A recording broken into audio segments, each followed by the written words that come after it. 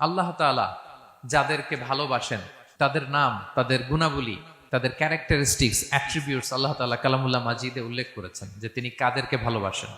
তার আগে আপনারা একটু উত্তর করে আমাকে বলেন তো যে আমরা আল্লাহর ভালোবাসা পেতে চাই কি চাই না? সবাই চাই না? এটাই আজকে আমাদের আলোচনার টপিক, যে যাদেরকে আল্লাহ ভালোবাসেন। আমরা আজকের এই চমৎকার সন্ধ্যায় জেনে নিব যে আল্লাহ তাআলা কাদেরকে পছন্দ করেন এবং কাদেরকে ভালোবাসেন। এবং প্রিয় ভাই এবং বোনেরা, আল্লাহ তাআলার ভালোবাসা অর্জন এটা মানব জীবনের সবচাইতে বড় সৌভাগ্যের বিষয়। কি বলেন?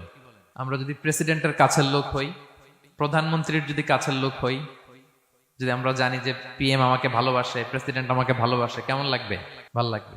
আর যদি আমরা এটা জানতে পারি যে রব্বে কারিম আল্লাহ রব্বুল ইজ্জা ওয়াল জালাল তিনি আমাকে ভালোবাসেন, কেমন লাগবে আমাদের? এই ভালোবাসাকে আমরা বলে বোঝাতে পারবো? পারবো না। এটাই আমরা চাই, এটাই আমাদের জীবনের টার্গেট, কামনা, ঠিক কিনা? তো একজন প্রকৃত মুমিন সেই যে আল্লাহর সান্নিধ্য পেতে চায়, আল্লাহ তাআলার ভালোবাসা সে পেতে চায়। এবং মজার ব্যাপার হচ্ছে আল্লাহ তাআলা সুস্পষ্ট স্টেটমেন্টের মাধ্যমে কালামুল্লাহ মাজিদে তিনি জানিয়ে দিয়েছেন তিনি কাদেরকে কাদেরকে ভালোবাসেন। আজকের এই আলোচনায় আমরা সেটাই জানার চেষ্টা করব যে বিশেষ কিছু গুণে গুণান্বিত ব্যক্তি আছে যারা এই সৌভাগ্যের অধিকারী, যাদেরকে আল্লাহ তাআলা ভালোবাসেন বলে তিনি কোরআনে জানিয়েছেন। আমরা যেন সেই সমস্ত গুণগুলো আমাদের নিজেদের মধ্যে ধারণ করতে পারি। আল্লাহ তাআলা আমাদের তৌফিক দান করুন। আমরা সবাই আওয়াজ করে পড়ে আমিন। প্রিয় ভাই এবং বোনেরা, শুরুতেই একটা ইন্ট্রোডাক্টরি কথা বলে রাখি, ভূমিকা কথা মূল আলোচনায় যাওয়ার আগে। সেটা হচ্ছে আমাদের প্রত্যেকের মনে রাখতে হবে যে আল্লাহ তাআলা ভালোবাসা পাওয়ার প্রধান শর্ত হচ্ছে রাসূল সাল্লাল্লাহু আলাইহি ওয়াসাল্লামকে ভালোবাসা, তার অনুসরণ করা। This is the first and foremost reminder tonight. আজকের প্রথম রিমাইন্ডার এটা যে আমরা যে আল্লাহর ভালোবাসা পেতে চাই, এটার প্রধানতম শর্ত হচ্ছে আল্লাহ রাসূল সাল্লাল্লাহু আলাইহি ওয়াসাল্লামের অনুসরণ করতে হবে। ওনার অনুসরণ বাদ দিয়ে আল্লাহর ভালোবাসা কোশ্চিনকালেও পাওয়া যাবে না। যে আয়াত দিয়ে, সূরাত আলে ইমরানের 31 নম্বর আয়াত দিয়ে আমি আমার আলোচনা শুরু করেছিলাম, এই আয়াতে আল্লাহ তাআলা খুব স্পষ্ট করে বলছেন, কুল ইন কুনতুম তুহিব্বুনাল্লাহা ফাত্তাবিউনি ইউহিব্বুকুমুল্লাহ। হে নবী, আপনি বলে দিন যে ওহে আমার উম্মতেরা, যদি তোমরা আল্লাহকে ভালোবাসতে চাও তাহলে ফাত্তাবিউনি, আমি নবীর অনুসরণ করো, তাহলে ইউহিব্বুকুমুল্লাহ, আল্লাহ তাআলা স্বয়ং তোমাদেরকে ভালোবাসতে শুরু করে দিবেন। বিশ্বনবীর ভালোবাসা ছাড়া, বিশ্বনবীকে অনুসরণ করা ছাড়া আল্লাহর ভালোবাসা কোশ্চিনকালেও পাওয়া যাবে। কাজী নজরুল ইসলাম খুব চমৎকার করে ওনার কবিতায় লিখেছেন, আল্লাহকে যে পাইতে চায় হাজরাতের অনুসরণে, আরশ কুরসি লৌহ কালাম না চাইতে পেয়েছে সে, রসুল নামের রশি ধরে যেতে হবে খোদার ঘরে, নদী তরঙ্গে যে পড়েছে ভাই দরিয়াতে সে আপনি মেশে, হাজরাতের অনুসরণে আরশ কুরসি লৌহ কালাম না চাইতে পেয়েছে সে। সুবহানাল্লাহ পড়েন। রাসূল সাল্লাল্লাহু আলাইহি ওয়াসাল্লামের অনুসরণের মধ্য দিয়ে আল্লাহ তাআলার ভালোবাসাটা অর্জন করতে হবে। এর বাইরে যে আল্লাহ তাআলার ভালোবাসা কোশ্চিনকালেও পাওয়া যাবে না। এবং রাসূল সাল্লাল্লাহু আলাইহি ওয়াসাল্লাম ঠিক যতটুকু করেছেন ঠিক অতটুকুই করতে হবে, এর চেয়ে বেশি করা যাবে না। রাসূল সাল্লাল্লাহু আলাইহি ওয়াসাল্লামের চাইতে কি বেশি মুত্তাকি হওয়া সম্ভব? সবাই বলেন নাই। রাসূল সাল্লাল্লাহু আলাইহি ওয়াসাল্লামের চাইতে বেশি বুজুর্গ হওয়া সম্ভব? ওনার চাইতে বেশি আল্লাহওয়ালা হওয়া সম্ভব? ওনার চাইতে বেশি আল্লাহ তাআলার কাছে প্রিয় ব্যক্তিত্ব হওয়া সম্ভব না, কোশ্চিনকালেও না, অসম্ভব। রাসূল সাল্লাল্লাহু আলাইহি ওয়াসাল্লামের সময়কালে কিছু সাহাবারা রাসূল সাল্লাল্লাহু আলাইহি ওয়াসাল্লামের স্ত্রীদের কাছে জানতে চেয়েছিল যে উম্মুল মুমিনিন, আপনারা বলুন যে রাসূল সাল্লাল্লাহু আলাইহি ওয়াসাল্লামের আমল কেমন ছিল? আমরা তো মসজিদে দেখি, বাইরে দেখি, ঘরে ওনার আমল কেমন আমাদের জানতে বড্ড মনে চায়। তো রাসূল সাল্লাল্লাহু আলাইহি ওয়াসাল্লামের স্ত্রীরা বললেন যে উনি এমন এমন আমল করেন, এইভাবে নফল রোজা রাখেন, শেষ রাতে তাহাজ্জুদ পড়েন, এইভাবে তাসবিহ পড়েন, কোরআন তেলাওয়াত করেন, জিকির করেন। তো হাদিসে এসেছে যে কাআন্নাহুম তাকাল্লুহা, তাদের কাছে এটা কেমন যেন কম মনে হইল। তারা একটা বড় এক্সপেকটেশন নিয়ে আসছিল, মানে বিশাল একটা, রাসূল সাল্লাল্লাহু আলাইহি ওয়াসাল্লাম সব নবীদের নবী, না জানে কি আমল করে ঘরের ভিতরে। কিন্তু যখন রাসূল সাল্লাল্লাহু আলাইহি ওয়াসাল্লাম স্ত্রীদের কাছে শুনলো এই এই আমল তিনি করেন ঘরের ভিতরে, ওনারা হতাশ। হায় রে, ভাবছিলাম এত এত আমল করে, এই মাত্র এরকম আমল করে, এগুলো তো আমরাও করি। কান্নাহুম তাকাল্লুহা, হাদিসে এসছে ওনাদের কাছে এটা খুব কম মনে হইলো। তো তারা একে অপরকে বলতে লাগলো যে এর কারণ হচ্ছে কদ গুফিরা লাহু মা তাকাদ্দামা মিন যামবিহি ওয়া মা তাআখার। আল্লাহ তাআলা তো রাসূল সাল্লাল্লাহু আলাইহি ওয়াসাল্লামের আগের পরের সব গুনাহ মাফ করে দিয়েছে। ওনার তো আদতে কোনো গুনাহই নাই, কিন্তু আল্লাহ তাআলার ঘোষণা হচ্ছে নবী হে, আপনার আগের পরের সব গুনাহ আমি মাফ করে দিলাম। তো সাহাবারা বলতেছেন এর কারণ হচ্ছে ওনার কোনো গুনাহই নাই, সব মাফ, এজন্য ওনার কম করলেও হয়, আমাদের তো এত কম করলে চলবে না। কথা বুঝতে পেরেছেন? তো ওনারা ভাবলো যে না, আমাদের তো আমল বাড়াইতে হবে। তো কি করতে হবে? একজন বলল আমি সারা রাত নামাজ পড়বো, আমি আর ঘুমাবো না। এখন থেকে সারা রাত কি করব? নামাজ পড়বো, আমি আর ঘুমাবো না। আরেকজন বলল তাহলে আমি সারা বছর রোজা রাখবো, রোজা ভাঙবো না, সারা বছর টানা রোজা, যেহেতু বেশি বেশি করতে হবে। আরেকজন বলল আমি স্ত্রীদের সাথে আর মেলামেশা করবো না, আমার স্ত্রীদের সাথে আমি আমার মতো বৈরাগ্য জীবনযাপন করবো। তো এই কথা যখন রাসূল সাল্লাল্লাহু আলাইহি ওয়াসাল্লাম শুনলেন, রাসূল সাল্লাল্লাহু আলাইহি ওয়াসাল্লাম ওনাদেরকে ডেকে পাঠালেন, ডেকে বললেন আনতুমুল্লাযীনা কুলতুম কাযা ওয়া কাযা, তোমরা কি এমনটা এমনটা বলছো? তারা ভয়ে বলতেছে ইয়া রাসূলুল্লাহ, জি আমরা তো এরকম করে ফেলছি, বলে ফেলছি। তখন রাসূল সাল্লাল্লাহু আলাইহি ওয়াসাল্লাম বললেন ওয়াল্লাহি ইন্নী লা আখশাকুম লিল্লাহি ওয়া আতকাকুম লাহু, আল্লাহর শপথ করে বলছি আমি তোমাদের মধ্য থেকে আল্লাহকে সবচেয়ে বেশি ভয় পাই, আমি সবচেয়ে বড় মুত্তাকি, আমার চেয়ে বেশি কেউ আল্লাহকে ভয় পেতে পারে না।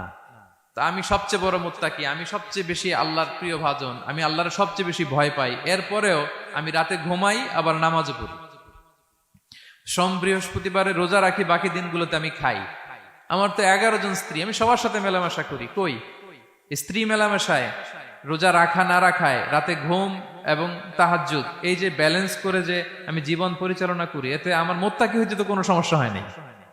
আমি শ্রেষ্ঠ নবীর এই মর্যাদা অক্ষুণ্ণ রাখতে তো আমার সমস্যা হয়নি, কিন্তু তোমাদের সমস্যা কোথায়?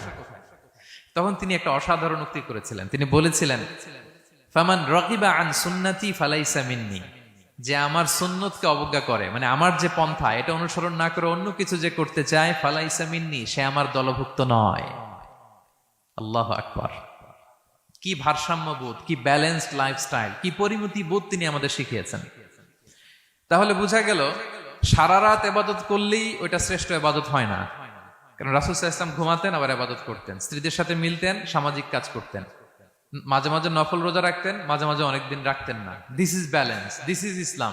এবং এর চেয়ে শ্রেষ্ঠ ইসলাম আর হতে পারে না। তার মানে বোঝা গেল রাসূল সাল্লাল্লাহু আলাইহি ওয়াসাল্লামের চাইতে যদি এক কাঠি বেশি বোঝেন আপনি, এটা ইসলাম হবে? এটা হবে বাড়াবাড়ি, ঠিক কি না? রাসূল সাল্লাল্লাহু আলাইহি ওয়াসাল্লাম যেমনটি করেছেন ঠিক তেমনটি করার নাম ইসলাম। এবং এভাবেই আল্লাহ তাআলার ভালোবাসা পাওয়া সম্ভব, এছাড়া পাওয়া সম্ভব। তাহলে মূল আলোচনায় যাওয়ার আগে এটা হচ্ছে ইন্ট্রোডাক্টরি পয়েন্ট 1, যে আল্লাহ তাআলার ভালোবাসা পাওয়ার 1 নাম্বার শর্ত হচ্ছে রাসূল সাল্লাল্লাহু আলাইহি ওয়াসাল্লামের অনুসরণ। তার চেয়ে যদি বেশি ইবাদত করেন ওইটা ইসলাম নয়, তার চেয়ে বেশি বুজুর্গি দেখাইতে গেলে ওইটা বুজুর্গি নয়। তিনি যেমন যেমন করেছেন ঠিক তেমন তেমন করার নামই ইসলাম, এবং সেটার মাধ্যমে আল্লাহ তাআলার ভালোবাসা পাওয়া সম্ভব। এই পয়েন্টটা বুঝছেন না সবাই? আচ্ছা, ইন্ট্রোডাক্টরি পয়েন্টের 2 নাম্বার কথা হচ্ছে আমরা কি করে বুঝবো যে আল্লাহ তাআলা আমাদের ভালোবাসেন? কিভাবে বুঝবো যে তিনি আমাদেরকে পছন্দ করেন, ভালোবাসেন? এটা বোঝার কিছু সিস্টেম আছে। 1 নাম্বার সিস্টেম হচ্ছে আপনি জাস্ট দেখুন যে আপনি নিজেকে কোন কাজে ব্যস্ত রেখেছেন, আপনি আপনাকে কোন কাজে ব্যস্ত রেখেছেন। আপনার লাইফস্টাইলের দিকে তাকান, লুক অ্যাট ইউর লাইফস্টাইল, আপনি নিজেই বুঝে যাবেন। আপনি যদি দেখেন যে না, আপনার ভালো ভালো কাজে আপনার ব্যস্ততা, আপনার এঙ্গেজমেন্ট ভালো লোকদের সাথে, আপনার সার্কেলটা ভেরি গুড সার্কেল, ভালো কাজে আপনার মন টানে, আপনি ভালো কাজ করেন, যদি আপনার কার্যক্রম এরকম হয় তাহলে বুঝে নেবেন আল্লাহ তাআলা আপনাদেরকে ভালোবাসেন। আলহামদুলিল্লাহ। আর যদি দেখেন না, যত আকাম কুকাম আছে ওইটার সবার আগে আপনি, যেই কাজে আল্লাহর ক্রোধ আসে, আল্লাহ রাগ হয়ে যান, যেই কাজ ইসলামে করার নিষেধ, যেটাতে তার অসন্তুষ্টি, ওই কাজে আপনার এঙ্গেজমেন্ট, ইনভলভমেন্ট, আপনার সার্কেলগুলোও এরকম, তাহলে বুঝে নেবেন আল্লাহ ভালোবাসা, এই মহা সৌভাগ্য আপনার কপালে জোটে নাই। তাহলে এটা হচ্ছে একটা সিস্টেম। আল্লাহ আপনাকে ভালোবাসেন কিনা এভাবে বুঝবেন যে আপনি নিজেকে কোন কাজে ব্যস্ত রেখেছেন, একটু দেখুন, আপনি মিলাতে পারবেন। দুই নাম্বার পদ্ধতি হচ্ছে এটা বোঝার যে তিনি আমাকে ভালোবাসেন কিনা, সেটা হচ্ছে পৃথিবীবাসী আপনাকে ভালোবাসে কিনা এটা একটু দেখেন। এই পৃথিবীর ভালো মানুষগুলোর কাছে আপনার একটা গ্রহণযোগ্যতা আছে কিনা এটা দেখেন। এটা দেখলে আপনি বুঝতে পারবেন। সহিহ মুসলিমের একটা ছোট্ট হাদিস শেয়ার করি। রাসূল সাল্লাল্লাহু আলাইহি ওয়াসাল্লাম বলেছেন যে ইন্নাল্লাহা ইযা আহাব্বা আবদান দাআ জিবরিল ফাকালা ইন্নী উহিব্বু ফুলানান ফাআহিব্বা। আল্লাহ তাআলা যখন কোনো বান্দাকে ভালোবাসে তখন তিনি জিবরাইলকে ডেকে বলেন, হে জিবরাইল, আমি আমার এই বান্দাকে ভালোবাসি, তুমিও তারে ভালোবাসো। ফায়ুহিব্বুহু জিবরিল, জিবরাইল আলাইহিস সালাম তারে ভালোবাসতে শুরু করে। শুধু এখানেই না, সুম্মা ইউনাদি ফিস সামা, তারপরে তিনি আকাশে একটা অ্যানাউন্সমেন্ট করেন। ফায়াকুল, তিনি বলেন যে ইন্নাল্লাহা ইউহিব্বু ফুলানান ফাআহিব্বুহু, ও আকাশবাসীরা, ও ফেরেশতারা, আল্লাহ তাআলা তার এই বান্দাকে ভালোবাসে, তোমরা সবাই তারে ভালোবাসো। তখন ফায়ুহিব্বুহু আহলুস সামা, গোটা আকাশবাসী তারে ভালোবাসতে শুরু করে, মানে ফেরেশতারা। তো আল্লাহ তাআলা এবং সকল ফেরেশতারা যখন তাকে ভালোবাসতে শুরু করে, রাসূল সাল্লাল্লাহু আলাইহি ওয়াসাল্লাম বললেন সুম্মা ইউদাউ লাহুল কবুলু ফিল আরদ, তখন পৃথিবীতে তার গ্রহণযোগ্যতা বাড়িয়ে দেওয়া হয়, তার অ্যাকসেপ্টেন্স বাড়িয়ে দেওয়া হয়। সবার কাছে তার একটা গ্রহণযোগ্যতা আছে, সবাই তাকে ভালোবাসে। এটা হচ্ছে একটা পদ্ধতি যে আল্লাহ তাআলা আপনাকে ভালোবাসে কিনা আপনি নিজেই বুঝবেন, যে পৃথিবীবাসী আপনাকে ভালোবাসে কিনা, আপনার কলিগরা আপনাকে ভালোবাসে কিনা, আপনার বন্ধুরা আপনাকে ভালোবাসে কিনা, আপনার নেইবররা আপনাকে ভালোবাসে কিনা, পৃথিবীর ভালো মানুষগুলোর কাছে আপনার গ্রহণযোগ্যতা আছে কিনা। যদি থাকে বুঝবেন আল্লাহ তাআলা আপনাকে ভালোবাসেন, ঠিক কিনা? আল্লাহ তাআলা আমাদেরকে যেন ওই কাতারে শামিল করেন, আমরা পড়ি আমিন। তাহলে আলোচনার টপিক, আল্লাহ তাআলা যাদেরকে ভালোবাসেন। শুরুতে আমরা জানলাম ভালোবাসার পদ্ধতি হচ্ছে, প্রক্রিয়া হচ্ছে একটাই, রাসূল সাল্লাল্লাহু আলাইহি ওয়াসাল্লামের পুঙ্খানু অনুসরণ, তার চেয়ে বেশিও না কমও না, হুবহু অনুসরণ, ঠিক কিনা? দুই নম্বরে জানলাম কি করে বুঝবো, নিজের দিকে তাকান, আপনি কি করেন, what's your activity, what's your engagement, নিজেই বুঝবেন। আর দেখেন যে আশেপাশের মানুষ আপনার ব্যাপারে কি বলে। পৃথিবীবাসী যদি আপনার পছন্দ করে, তার মানে আল্লাহ তাআলাও আপনারে পছন্দ করে। সবাই বুঝতে পেরেছেন? আচ্ছা, এবার সরাসরি কোরআনে চলে যাই, মূল টপিক বিশ্লেষণে। আল্লাহ তাআলা অনেক শ্রেণীর ব্যক্তিকে ভালোবাসেন বলে তিনি ঘোষণা করেছেন। তিনি বলেছেন যে আমি তাদেরকে ভালোবাসি। এর মধ্যে এক নাম্বার হচ্ছে আল মুহসিনুন। একটু আমার সাথে সাথে বলেন, আল মুহসিনুন। মুহসিনুন মানে হচ্ছে যে ইহসান করে, মানে অন্যের প্রতি অনুগ্রহ দেখায়, অনুগ্রহশীল, অন্যের প্রতি দয়াশীল, অনুগ্রহশীল। এই সমস্ত বান্দাদের আল্লাহ ভালোবাসেন। আল্লাহ বলেন, ওয়া আনফিকু ফি সাবিলিল্লাহি ওয়া লা তুলকু বিআইদিকুম ইলা তাহলুকা ওয়া আহসিনু ইন্নাল্লাহা ইউহিব্বুল মুহসিনিন। তিনি বলেন যে তোমরা আল্লাহর রাস্তায় দান করো আর নিজেরা নিজেদেরকে ধ্বংসের মুখে ঠেলে দিও না, আর তোমরা ইহসান করো অন্যের প্রতি, কারণ ইন্নাল্লাহা ইউহিব্বুল মুহসিনিন, আল্লাহ তাআলা মুহসিনিনদের ভালোবাসেন, মানে যারা অন্যের প্রতি অনুগ্রহ দেখায়, অন্যের প্রতি দয়া পরবশ, তাদেরকে আল্লাহ ভালোবাসেন। সুবহানাল্লাহি ওয়া বিহামদিহি। তাহলে পেয়ে গেলাম, মিলায় নেন যে অন্যের প্রতি সফট কর্নার, অন্যের প্রতি দয়া, অনুকম্পা, হেল্পিং হ্যান্ড, হেল্প করার মানসিকতা, অন্যের দুঃখে কাদা, এই মাইন্ডসেট, এই মেন্টালিটি আমাদের আছে কিনা একটু মিলিয়ে নেন। না থাকলে রিমাইন্ডার হিসেবে নেন যে আমরাও যেন মুহসিনুনদের কাতারে শামিল হতে পারি। ইহসান এটা অনেক বড় তবকার একটা আমল। ইবাদতেও ইহসান লাগবে, ইবাদতের বাইরে সামাজিক কর্মকাণ্ড, রাষ্ট্রীয় কর্মকাণ্ড, সব কাজে আল্লাহ তাআলা এই ইহসানকে আবশ্যক করেছেন। অনুগ্রহ, অন্যদের প্রতি অনুগ্রহশীল হওয়া। ইবাদতে ইহসানটা কেমন? সাইয়েদনা জিবরাইল আলাইহিস সালাম রাসূল সাল্লাল্লাহু আলাইহি ওয়াসাল্লামকে জিজ্ঞেস করেছিলেন যে ইয়া রাসূলুল্লাহ ফাখবিরনি আনিল ইহসান, ইহসান আবার কি, আমাকে একটু বলেন। তো ইবাদতে ইহসানটা কেমন? রাসূল সাল্লাল্লাহু আলাইহি ওয়াসাল্লাম বললেন যে ইহসান হচ্ছে আন তা'বুদাল্লাহা কাআন্নাকা তারাহু ফাইন লাম তাকুন তারাহু ফাইন্নাহু ইয়ারাক। তুমি এমন ভাবে ইবাদত করবে, তুমি ভাববে যে তুমি আল্লাহকে দেখছো, তুমি আল্লাহকে দেখে দেখে ইবাদত করতেছো, এরকম ভাবো না একটু। আর এটা ভাবতে যদি কষ্ট হয়, অন্তত এতটুকু তো ভাবো যে আল্লাহ তোমায় দেখছেন। এতটুকু ভাবা যাবে না? আমরা যখন নামাজ পড়ি, আমাদের প্রত্যেকটা সালাতের মুহূর্তে আমাদের এটা ভাবতে হবে যে আল্লাহ তাআলা কিন্তু আমাকে দেখছেন।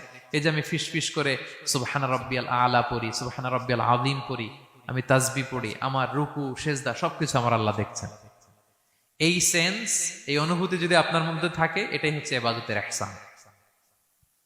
আর ইবাদত ছাড়া আমাদের দৈনন্দিন কাজ, পারিবারিক কাজ, সামাজিক কাজ, এই সমস্ত কাজেও কিন্তু আল্লাহ তাআলা ইহসানকে আবশ্যক করেছেন। প্রিয় ভাই এবং বোনেরা, অন্যের প্রতি অনুগ্রহ করাটাকে তিনি কি করেছেন? আবশ্যক করেছেন। একটা ছোট্ট হাদিস শুনি।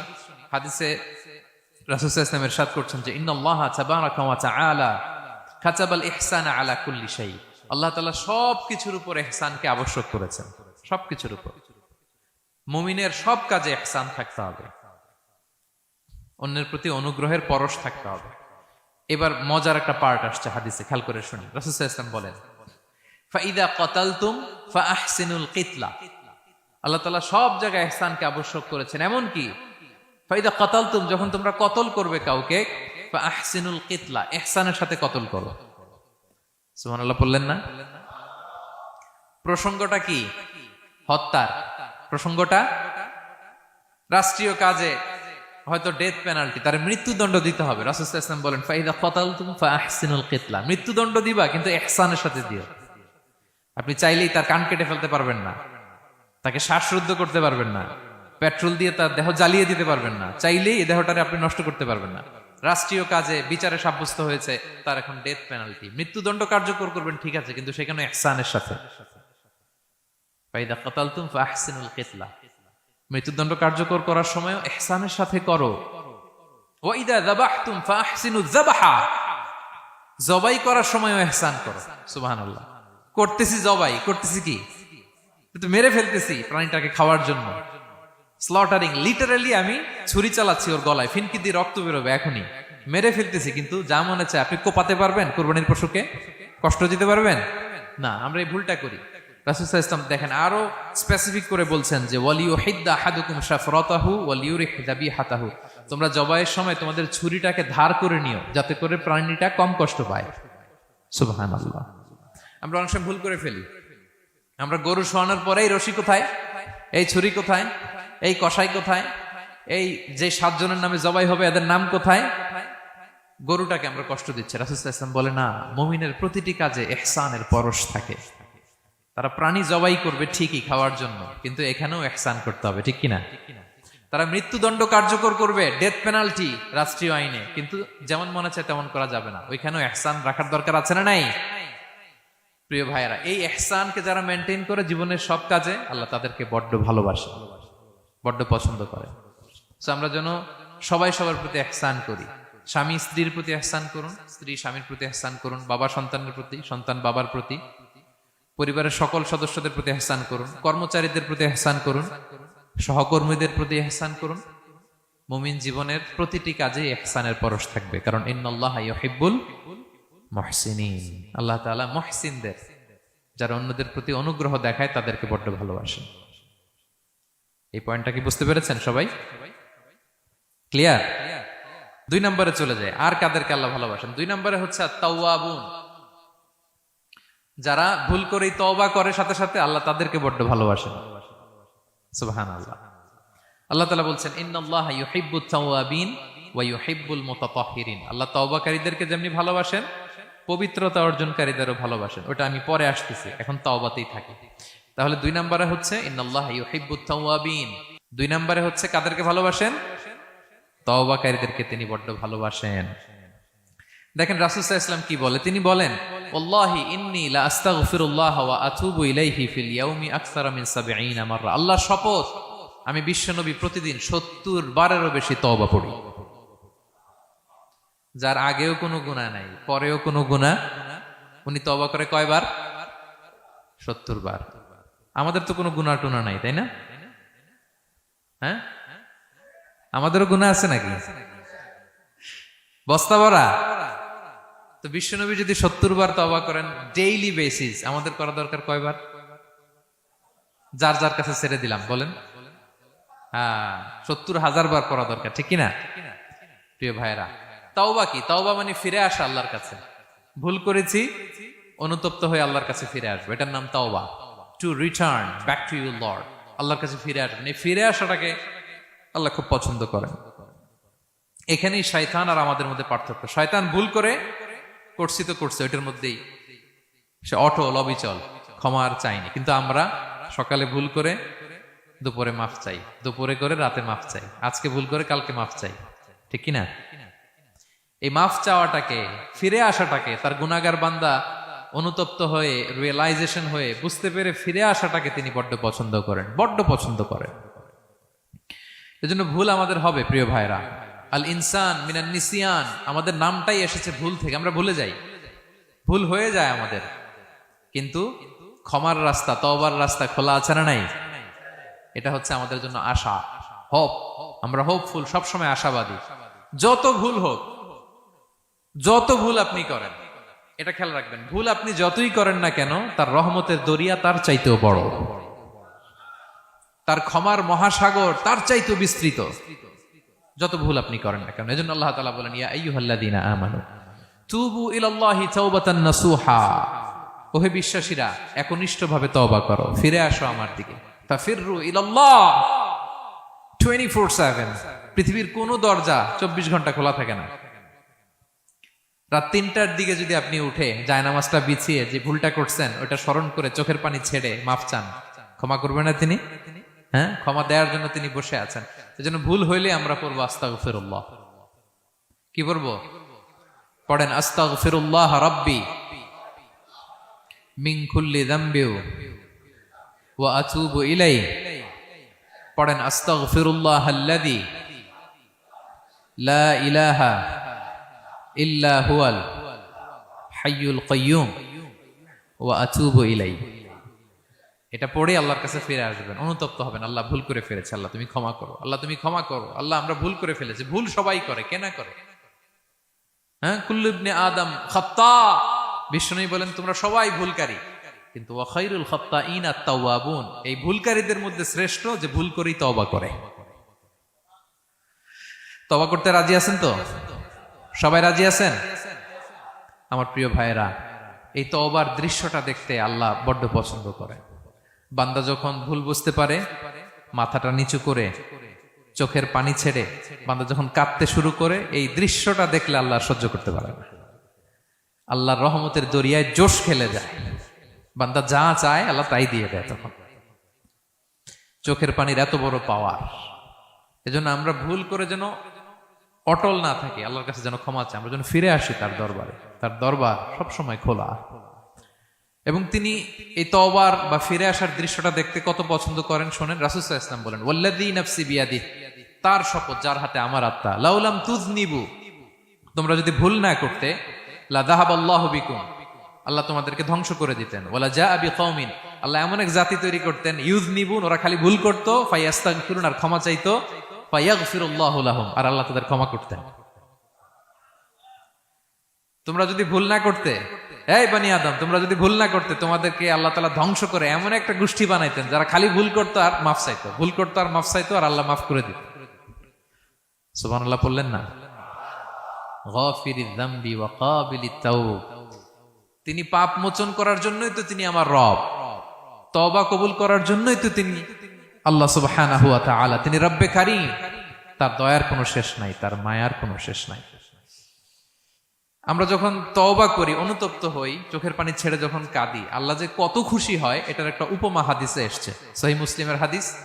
রাসূল সাল্লাল্লাহু আলাইহি ওয়াসাল্লাম বলেন, লাল্লাহু আশাদ্দু ফারাহান বিতাওবাতি আবদিহি হিনা ইয়াতুবু ইলাইহি, কেউ যখন তওবা করে আল্লাহ কত খুশি হয় জানো? শোনো, ওই ব্যক্তির চাইতে আল্লাহ বেশি খুশি হয়ে যায় যে ব্যক্তি মরুভূমিতে সফরে বেরিয়েছে, সাথে তার বাহন বা উট, ওই উটের মধ্যেই তার পানি বা খাবার, হঠাৎ করে উটটা হারায় গেছে। শুনতেছেন? মরুভূমিতে উট নিয়ে বের হয়েছিল সফরে, উটের মধ্যে তার পানি, তার খাবার, তার বেঁচে থাকার সমস্ত মাধ্যম, কিন্তু হঠাৎ করে উট কি হয়ে গেছে? হারায় গেছে। উট খুঁজে আর পায় না, দৌড়াতে দৌড়াতে হয়রান।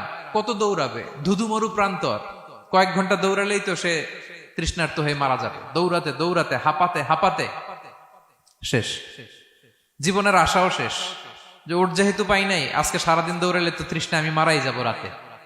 তো জীবনের আশা ভরসা শেষ করে হাঁটতে হাঁটতে হাঁপাতে হাঁপাতে হঠাৎ একটা গাছের সন্ধান পেল। ওই গাছের নিচে যে এত ক্লান্ত, তৃষ্ণার্ত, হাঁপাতে হাঁপাতে ঘুমায় গেছে, হতাশ, আমার বাঁচার আর কোনো মাধ্যম নাই, আমার উট হারায় গেছে, ওইখানে পানি, ওইখানে খাবার। ক্লান্ত শ্রান্ত হয়ে তৃষ্ণার চোটে ঘুম চলে আসছে। হঠাৎ ঘুম থেকে জেগে ওঠে, উটটা পাশি দাঁড়ায় আছে। যে ওটের উপরে তার পানি এবং খাবার ছিল, পুরা মরুভূমিতে দৌড়াইতে দৌড়াইতে আবার সন্ধ্যাবেলায় এসে মালিকের সামনে দাঁড়ায় আছে। সে ঘুম থেকে উঠি তাড়াতাড়ি করে রশি ধরে ফেলছে উটের। পুরোটা হাদিসের অনুবাদ শোনাচ্ছি। তো উটের রশি ধরে বেচারা এত খুশি, এত খুশি, এত খুশি, যে খুশির চোটে ও বলতে আরম্ভ করছে, আল্লাহুম্মা আনতা আবদি ওয়া আনা রাব্বুক, আল্লাহ তুমি আমার গোলাম, আমি তোমার রব। তুমি দয়া করে এই ওটটা ফিরাই দিছো, আজকে তুমি ওটটা ফিরাই না দিলে আমি তো মরে যেতাম। আল্লাহ প্রশংসা তোমার। খুশির চোটে। কিসের চোটে? খুশির চোটে কথা উল্টায় গেছে। সে এত খুশি, সে আনন্দে এত উদ্বেলিত, এত খুশি, সে বলতেছে আল্লাহ আল্লাহুম্মা আনতা আবদি, আল্লাহ তুমি আমার গোলাম। খুশিতে আল্লাহুম্মা আনতা আবদি, আল্লাহ তুমি আমার গোলাম, ওয়া আনা রাব্বুক, আমি তোমার রব। তোমার দরবারে লাখো কোটি শুকরিয়া। আল্লাহ কেঁদে কেঁদে বলতেছে। তা আল্লাহ বলে, ওইরকম একটা পরিস্থিতিতে যে তার জীবনের আশা ছেড়েই দিয়েছিল, হঠাৎ করে ওট ফিরে পাওয়ার পরে খুশির চোটে সে যখন আমি আল্লাহরে ওর গোলাম বানায় আর ওরে আমার রব বানায়, ওই লোকটা ওই মুহূর্তে ঠিক যত খুশি, আমার কোনো বান্দা তওবা করে যখন আমার কাছে ফিরে আসে, আমি আল্লাহ ওই বান্দার উপর তার চাইতে বেশি খুশি হয়ে যায়। আল্লাহু আশাদ্দু ফারাহান। ওই ব্যক্তি কত খুশি হইলে আল্লাহর গোলাম বানায়, কত খুশি হইলে সে সেন্স হারায় ফেলে যে আল্লাহ তুমি আমার গোলাম, আমি তোমার রব। কখন বলে? খুশিতে সে মাতোয়ারা।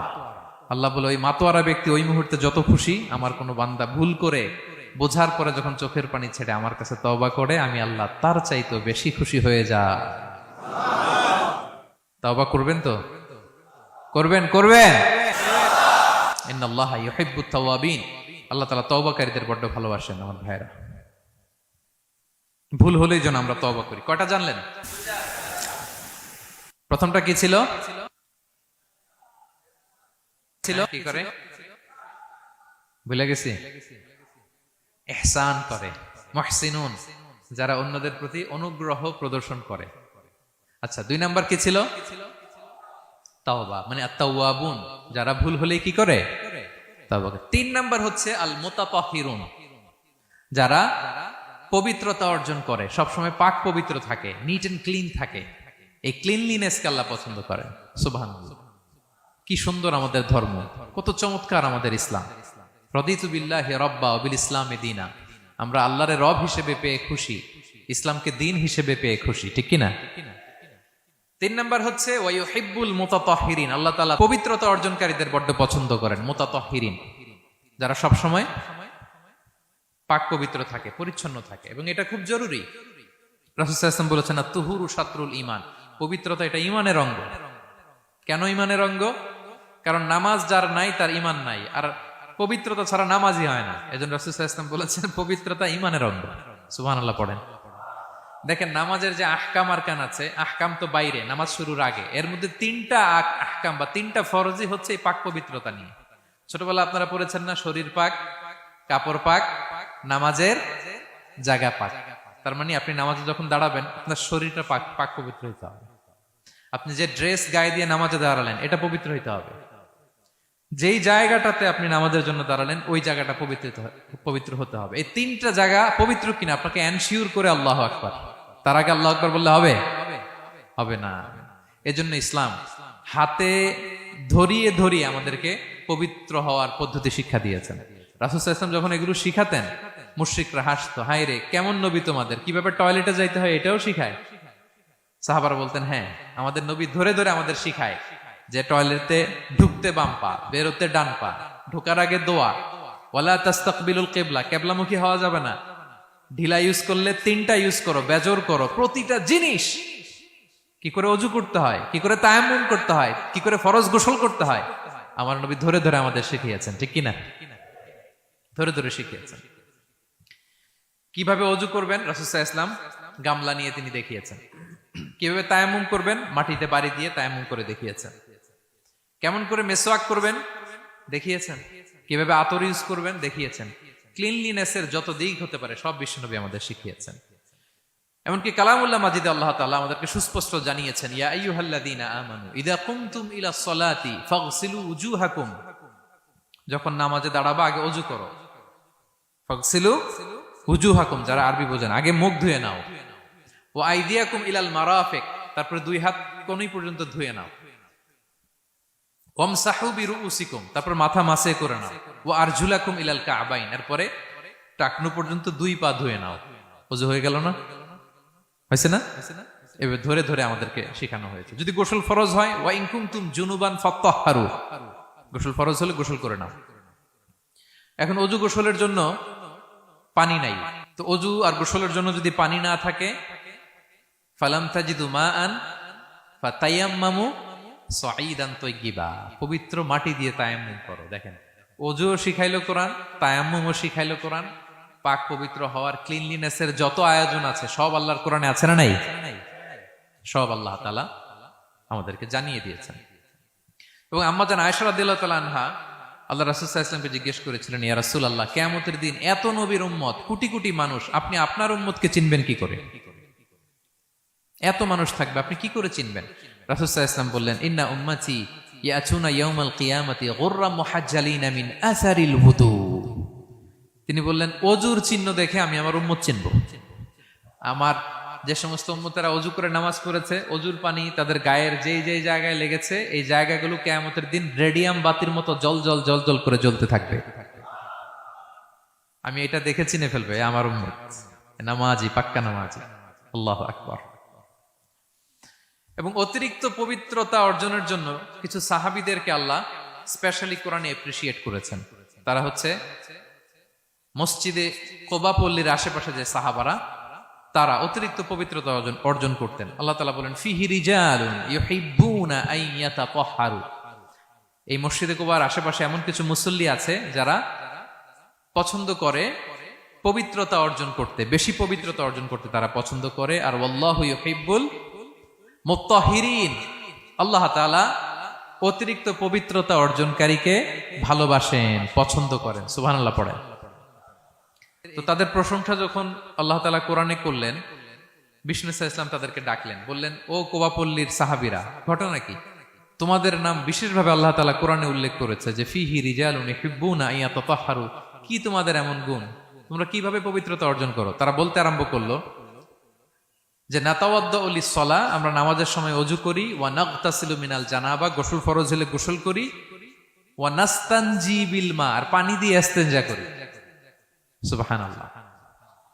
এই পানি দিয়ে ইস্তেনজা করাটা আল্লাহ পছন্দ করেছেন। ওনাদের সময় ওনারা পানি দিয়ে ইস্তেনজা করতো না, পাথর দিয়ে, ঢিলা দিয়ে তারা ক্লিন হয়ে যেত। এর কারণ হচ্ছে তাদের খাদ্য প্রক্রিয়াটা এমন ছিল, ড্রাই ফ্রুট খেত তো, খেজুর, গোশত, রুটি, তো তাদের স্টুলটা ওইরকম হইতো। আরবের লোকদের অনেকের এই স্টুলটা এরকম হয়। যেমন আমাদের যখন কখনো কোষ্ঠকাঠিন্য হয়, তখন দেখবেন যে আমাদেরও এরকম হয়। তা আমরা যখন স্টুল পাস করি, তখন আমাদের এই পায়ুপথটা মূলত বেরিয়ে আসে, স্টুল পাস করে আবার পায়ুপথ আমাদের দেহের ভেতরে চলে যায়। ফলে যখন কারো কোষ্ঠকাঠিন্য হয়, তখন দেখা যায় যে তারা টিস্যু ইউজ করা লাগে না। আমাদেরও কখনো কখনো এরকম হয় না? হয়। তো ওনাদের সারা বছর একই রুটিন, ওনাদের আসলে টিস্যু ইউজ করা লাগে না, ওনাদের স্টুলটাই এরকম। কিন্তু এরপরেও ওই সাহাবারা এক্সট্রা পানি ইউজ করতেন। আমরা যেমনি কল ঘোরালেই পানি, ওই সময় পানি এত অ্যাভেলেবল ছিল না, সপ্তাহে একদিন গোসল করার সুযোগ পেতেন। পানি মানে এটা গোল্ডের মতো দাম, ডায়মন্ডের মতো দাম পানি মরুভূমিতে। তো তারা বলে, ওয়ানাস্তানজি বিল মা, আমরা পানি জমিয়ে রাখি, সেই পানি দিয়ে ইস্তেনজা করি। রাসূল সাল্লাল্লাহু আলাইহি ওয়াসাল্লাম বললেন, ক্বালা ফাহুয়া যাক ফাআলাইকুমু, তাহলে এটাই সেই কারণ, এটাই সেই কারণ, এজন্যই আল্লাহ তাআলা স্পেশালি কোরআনের ভেতরে তোমাদের নাম তুলে দিয়েছেন। পড়েন সুবহানাল্লাহ। তা আমরা যেন এই পবিত্রতাকে গুরুত্ব দেই প্রিয় ভাইয়েরা, কারণ আল্লাহ তাআলা তিনি বলছেন, ইন্নাল্লাহা ইউহিব্বুত তাওয়াবিন, তিনি তাওবাকারীদের যেমনি ভালোবাসেন, ওয়া ইউহিব্বুল মুতাতাহহিরিন, তিনি পবিত্রতা অর্জনকারীদেরকে ভালোবাসেন। আমরা যেন ওযু করার সময় খুব ভালোভাবে করি। রাসূল সাল্লাল্লাহু আলাইহি ওয়াসাল্লাম যখন বললেন অজুর পানি যেখানে লাগে ওটা জল জল করে জ্বলবে, তো আবু হুরায়রা রাদিয়াল্লাহু তাআলা আনহু হাত তো ধুইতে হয় কোনি পর্যন্ত, উনি এতটুকু ধুইতেন। উনি বলতেন যে কিয়ামতের দিন আমার হাত এতটুকু পর্যন্ত জল জল করবে। কি মাইন্ডসেট ওনাদের, সুবহানাল্লাহ বিহামদিহি। সো আমরা যেন এই ক্লিনলিনেসের সর্বোচ্চ নাজরানা পেশ করি, সর্বোচ্চটা যেন আমরা সবসময় মেসওয়াক করা, পারফিউম ইউজ করা, অজু গোসল যেন আমরা করি। ফলে আমরা মুতাতাহহিরিন, পবিত্রদের অন্তর্ভুক্ত হতে পারবো। আর আল্লাহ তাআলা পবিত্রদের বড্ড ভালোবাসেন। বুঝতে পেরেছেন? তাহলে 1 নম্বরে মুহসিনুন, যারা ইহসান করে, 2 নম্বরে যারা তাওবা করে, 3 নম্বরে যারা পবিত্র থাকে, 4 নম্বরে আল মুত্তাকুন, যারা আল্লাহ তাআলাকে ভয় পায়।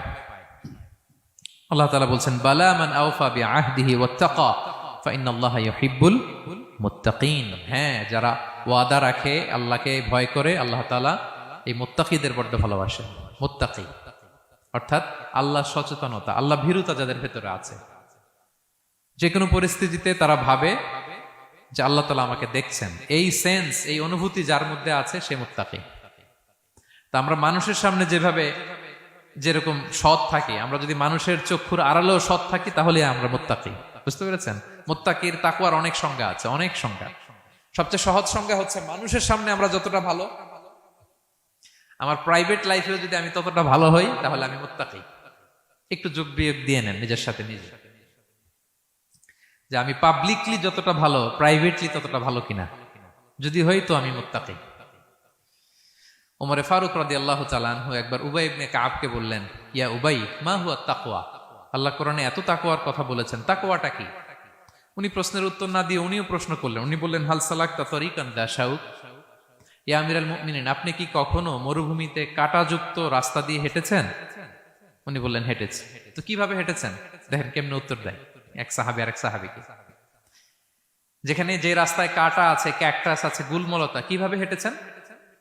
তিনি বললেন, ইজতাহাদতু ওয়া তাশাম্মারতু, আমি আমার জুব্বা পাগড়ি খুব আঁটোসাঁটো করে কাপড়টা উপরের দিকে টেনে এমন সাবধানে হেঁটেছি যাতে ক্যাকটাসের কাঁটা আমার গায়ে না লাগে। এই পথটা পাড়ি দিতে খুব সাবধানে, খুব প্রিকশন নিয়ে, এক্সট্রা কশন নিয়ে আমি পার হয়েছি। উবাই ইবনে কাব বললেন, হাদা হুয়া তাকওয়া, এটাই তো তাকওয়া। এই তো বুঝে গেছেন আপনি। আপনি একটু আগে প্রশ্ন করছেন তাকওয়া কি, এটাই তাকওয়া। বলে, তাই নাকি? তিনি বললেন, হ্যাঁ। তো তিনি বললেন, দুনিয়ার চলতি পথে ডানে বায়ে এরকম অনেক পাপের হাতছানি আপনাকে স্পর্শ করতে চাইবে। ওই যে কাঁটাযুক্ত রাস্তা দিয়ে আপনি যেভাবে সাবধানে, কাঁটা যাতে গায়ে না লাগে, খুবই প্রিকশন নিয়ে হেঁটেছেন, এই দুনিয়ার পুরো জার্নিটা যদি এইভাবে চালাতে পারেন তাইলেই আপনি মুত্তাকি। সুবহানাল্লাহি ওয়া বিহামদিহি। আল্লাহ তাআলা বলেন, যাদের মধ্যে এই তাকওয়ার সেন্স আছে আমি তাদেরকে ভালোবাসি। তাকওয়া হচ্ছে কেউ না দেখলেও আল্লাহ দেখেন, এই অনুভূতি। সবার চোখ ফাঁকি দেয়া গেলেও একজনের চোখ ফাঁকি দেয়া যায় না। তিনি কে? এই অনুভূতির নাম হচ্ছে তাকওয়া। আল্লাহ বলেন, ইন্না আকরামাকুম ইনদাল্লাহি আতকাকুম, তোমাদের মধ্যে সবচাইতে আল্লাহর কাছে সম্মানিত ব্যক্তি যার মধ্যে আল্লাহর ভয় বেশি। নাকি আল্লাহ বলছে তোমাদের মধ্যে যে সবচেয়ে বড় বিলিয়নিয়ার সে আল্লাহর কাছে সম্মানিত, দেখতে বেশি সুন্দর সে সম্মানিত, যার জনবল আছে, অর্থবল আছে, লোকবল আছে না। তাকওয়া, তাকওয়া হচ্ছে ক্রাইটেরিয়া। যার তাকওয়া বেশি সে আমার কাছে সম্মানিত। এবং আল্লাহ তাআলা বলেন, ওয়া মাইয়াত্তাকিল্লাহা ইয়াজআল লাহু মাখরাজা ওয়া ইয়ারযুকহু মিন হাইসু লা ইয়াহতাসিব, যে আল্লাহকে সবসময় ভয় পাবে, যে মুত্তাকি, সে কোথাও জীবনে আটকাবে না, কোথাও আটকাবে না। জীবনে কোনো বিপদ আসলে একটা ওয়ে আউট, একটা এক্সিট। মালয়েশিয়াতে তো বলে কেলুয়ার। মালয়েশিয়া কি বলে? এই জীবনে কোথাও আটকাবেন না, আটকাইলেই একটা কেলুয়ার পেয়ে যাবেন। কেলুয়ারের ব্যবস্থা করে দিবে কে? ব্যবস্থা করে দিবেন। আর এমন জায়গা থেকে তিনি রিজিকের বন্দোবস্ত করবেন আপনি কল্পনাও করেন নাই। সুবহানাল্লাহি বিহামদিহি। তাহলে 4 নম্বরে মুত্তাকুন, যারা আল্লাহকে ভয় করে আল্লাহ তাদেরকে ভালোবাসেন। আমরা যেন মুত্তাকিদের কাতারে শামিল হতে পারি। আল্লাহ তুমি তৌফিক দাও। প্রিয় ভাইরা আমার, 5 নম্বরে হচ্ছে আল মুতাওয়াক্কিলুন, যারা আল্লাহর উপর তাওয়াক্কুল করে। আল্লাহ বলে, ফাইদা আযামতা ফাতাওয়াক্কাল আলাল্লাহ ইন্নাল্লাহা ইউহিব্বুল মুতাওয়াক্কিলিন।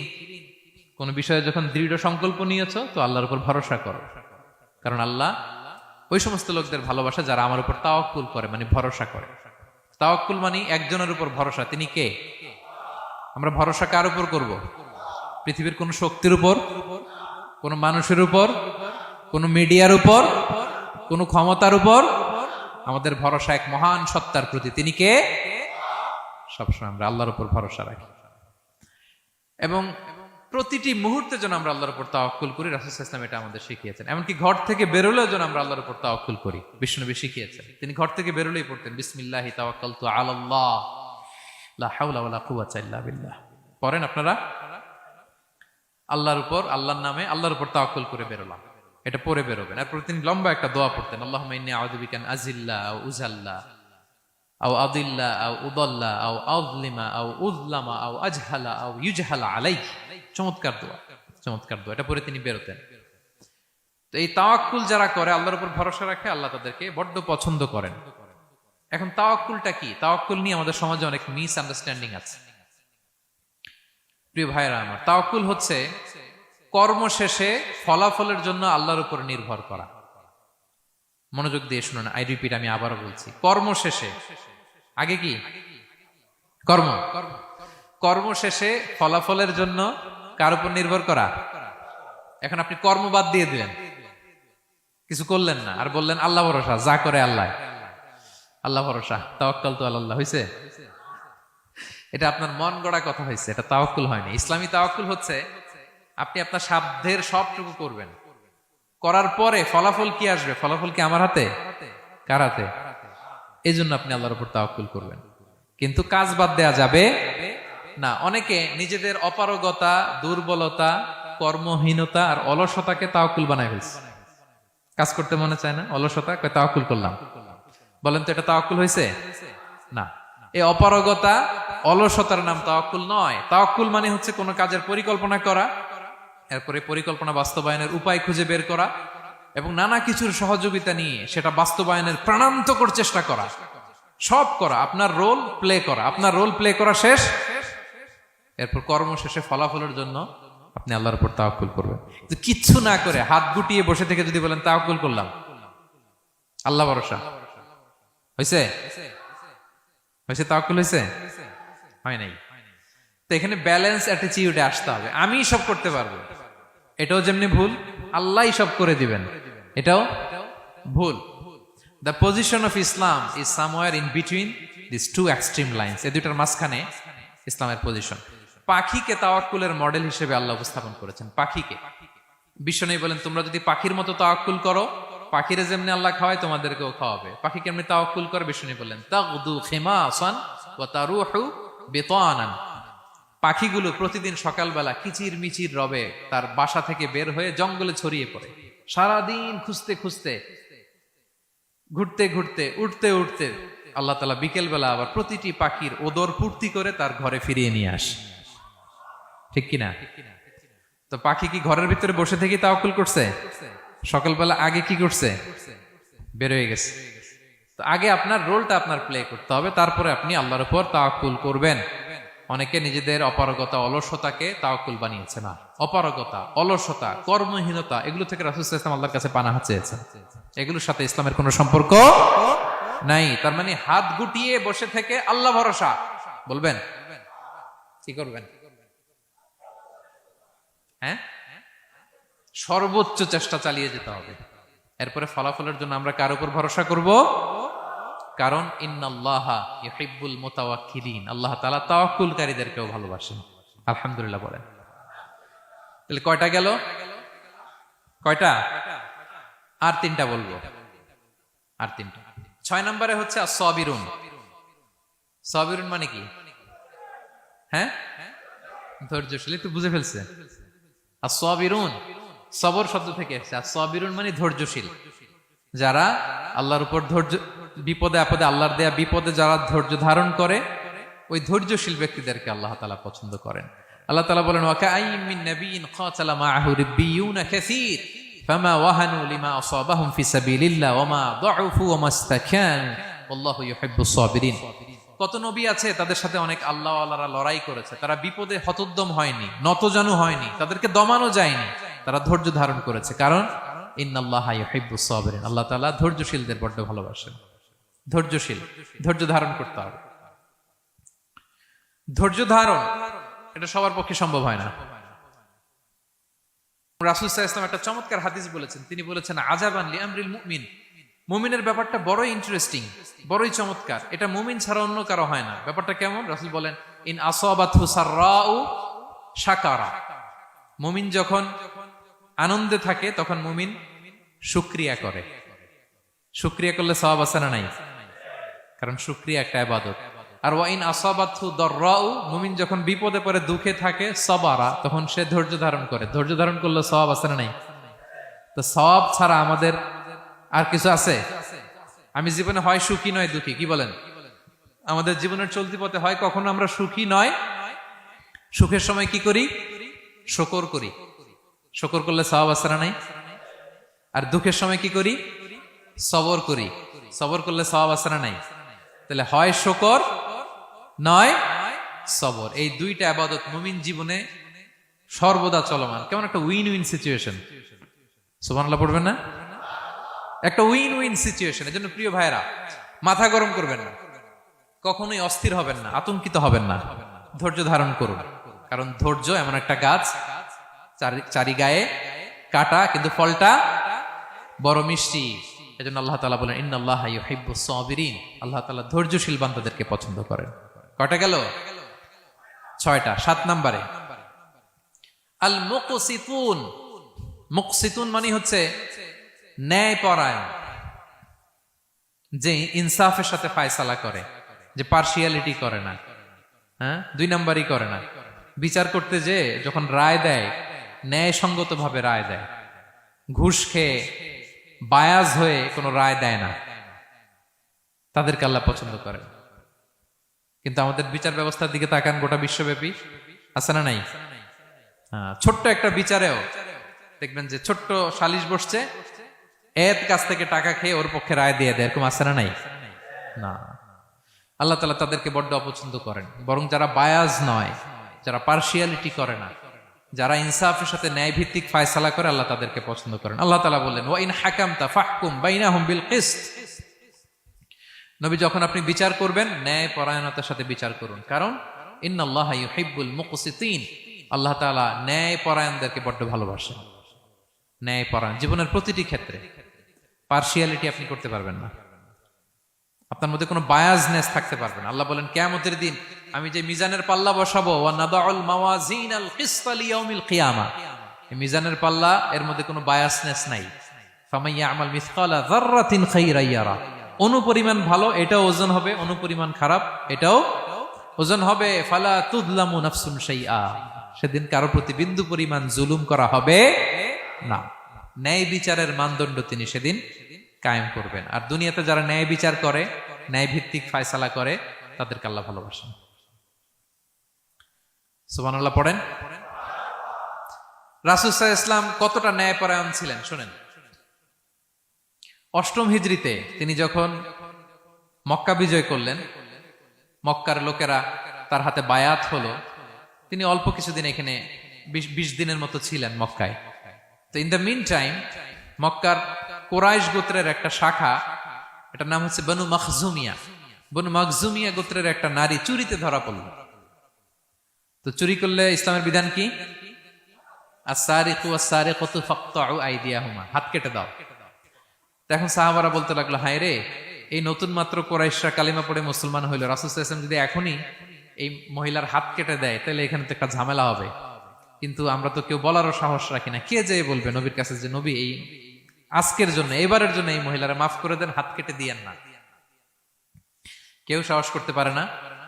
পরে রাসূল সাল্লাল্লাহু আলাইহি ওয়াসাল্লামের পালক পুত্রের ছেলে উসামা বিন যায়েদ হিব্বু রাসূলিল্লাহ, উনাকে রাসূল সাল্লাল্লাহু আলাইহি ওয়াসাল্লাম বড্ড ভালোবাসতেন। সবাই বলে উসামারে যে বল, সে তো নাতির মতো। যায়েদ হচ্ছে পালক পুত্র, পালক পুত্রের ছেলে তো নাতি, হাসান হোসেনের মতো আদর করতেন। তো তাকে যে বলো। সবাই বললো উসামা আমরা কেউ পারবো না, তুমি যে বলো। তো উসামা ছোট মানুষ যে বলতেছে, ইয়া রাসূলুল্লাহ, সবাই বলতেছে এবারের জন্য একটু মাফ করে দেয়া যায় না, এই মহিলাটারে একটু মাফ করে দেয়া যায় না। রাসূল সাল্লাল্লাহু আলাইহি ওয়াসাল্লাম রেগে গেলেন। তিনি বললেন, তোমাদের আগে বনি ইসরাইলের এই স্বভাব ছিল, ধনীরা চুরি করলে মাফ করত, গরিবরা চুরি করলে বিচার কার্যকর করত। শুনে রাখো কুরাইশের লোকেরা, শুনে রাখো মক্কাবাসী, লাউ আন্না ফাতিমাতা বিনতি মুহাম্মাদিন সারাকাত লাকাতাআ মুহাম্মাদুন ইয়াদাহা। আরে বনু মখজুমিয়ার মেয়ে তো দূর কি বাত, আমার কলিজার টুকরা নয়নের পুতলি ফাতেমাও যদি আজকে চুরিতে ধরা পড়তো, তার হাত কেটে দিতে আমি মুহাম্মদ 1 সেকেন্ডও দেরি করতাম না। আমার মেয়ে ফাতেমা যদি চুরিতে দোষী সাব্যস্ত হতো, তার হাত কাটতে আমি সময় নিতাম না। This is Islam, this is ইনসাফ, দিস ইজ জাস্টিস। এটাকে বলে ন্যায় ভিত্তিক বিচার, যেখানে কোনো স্বজনপ্রীতি নাই, যেখানে কোনো পার্সিয়ালিটি নাই, যেখানে কোনো বায়াসনেস নাই। যারা ন্যায় ভিত্তিক ফায়সালা দেয়, মুকসিতুন, আল্লাহ তাআলা তাদেরকে পছন্দ করেন। আমরা যেন তাদের অন্তর্ভুক্ত হতে পারি। আল্লাহ তৌফিক দান করো। সব শেষ পয়েন্ট, আল মুনাজ্জামুনা ফি মাইদানিল জিহাদ, যারা জিহাদের ময়দানে সুশৃঙ্খল থাকে, ডিসিপ্লিন। সর্বশেষ হচ্ছে ডিসিপ্লিন। এই যে মাশাআল্লাহ আজকের এই সাইবার জায়া কনফারেন্স খুবই ডিসিপ্লিনড একটা প্রোগ্রাম, সবাই সারিবদ্ধ হয়ে বসে আছেন, এবং এই সারিবদ্ধ হয়ে যারা বসে থাকে, যারা ময়দানে থাকে, তাদেরকে আল্লাহ তাআলা বড্ড পছন্দ করেন। যারা বিশৃঙ্খলা করে না, যারা সুশৃঙ্খল। তা আমরা মুসলিমরা কি বিশৃঙ্খল জাতি না সুশৃঙ্খল জাতি? আমরা সুশৃঙ্খল ইনশাআল্লাহ বিইذنিল্লাহ। আল্লাহ তাআলা বলছেন ইন্নাল্লাহা ইউহিব্বুল্লাযীনা ইউকাতিলুনা ফি সাবিলিহি সাফফান কাআন্নাহুম বুনিয়ানুম মারসুস। আল্লাহ ওই বান্দাদের ভালোবাসেন যারা জিহাদের ময়দানে সফফান, সফফান মানে সারিবদ্ধ, কাতারে কাতার, এবং এমন কাতার কাআন্নাহুম বুনিয়ানুম মারসুস, যেন এটা মজবুত একটা সীসা ঢালাই করা প্রাচীর। সুবহানাল্লাহ। সাহাবারা নামাজের কাতারে পায়ের সাথে পা লাগিয়ে দাঁড়াতেন, কাদের সাথে কাঁধ লাগিয়ে দাঁড়াতেন। পিছন থেকে বিশ্বনবীর অ্যাটাক করতে গেল 10 মিনিট লাগবে। সব সাহাবাদেরকে আক্রমণ করে বিশ্বনবী পর্যন্ত পৌঁছাতে তাদের অনেক সময় লেগে যাবে, এমন সীসা ঢালা প্রাচীরের মতো তারা পেছনে দাঁড়াতেন। সুবহানাল্লাহ।